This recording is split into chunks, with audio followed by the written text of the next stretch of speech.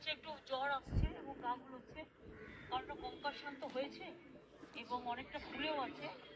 আমি সেই জন্য বেশিক্ষণ টাইম দেব না। আমার সাথে সুপ্রিম কোর্টের ভার্ডিক্ট অনুযায়ী আমার সাথে অনারেবল গভর্নরের মিটিং ভালোভাবে হয়েছে, সৌজন্যমূলকভাবে আমরা টোটালটাই ডিসকাস করেছি এবং 26 তারিখে আমি আবার আসব, আবার দেখা হবে। আমি এটুকু তোমাদের বলে গেলাম।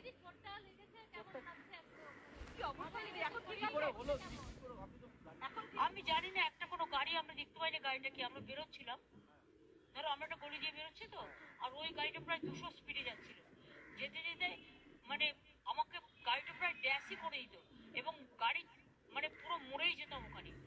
ওখানে আমার যে ড্রাইভার ছিল পুলিশের, আমার যে ড্রাইভ করছিল সে, কারণ আমাদের তো হেলিকপ্টারে আসার কথা ছিল, আমরা আসিনি ওয়েদারের জন্য, ও সঙ্গে সঙ্গে ব্রেকটা কষে এবং বুদ্ধিমানের কাজ করে ব্রেকটা কেসেছে। ব্রেকটা যখন কষেছে আমার পুরো ড্যাশবোর্ডটা এসে মাথায় লেগেছে, আর তখন একটা কঙ্কাশন হয়েছে এবং কিছুটা রক্তও পড়েছে এবং কিছু ফুলেও আছে। এখন যেমন সারা মাথাটা পেন হচ্ছে, তাই নিয়ে আমি কাজ করে গেলাম। এখন কথা হচ্ছে যে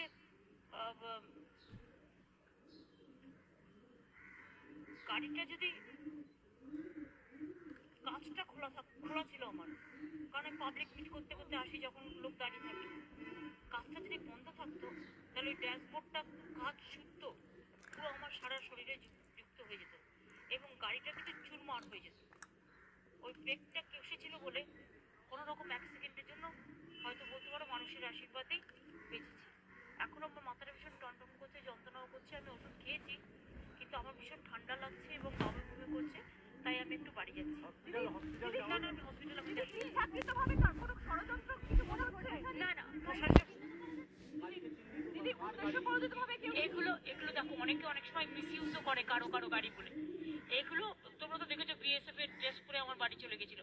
আমার মনে হয় এটা পুলিশ ইনভেস্টিগেশন করুক, মানে law will take its own course, police investigation করে দেখুক। আমি এক্ষুনি কোনো কথা বলতে চাই না। দিদি, অর্ডিন্যান্সে রাজ্যপাল সই করবেন? অর্ডিন্যান্সে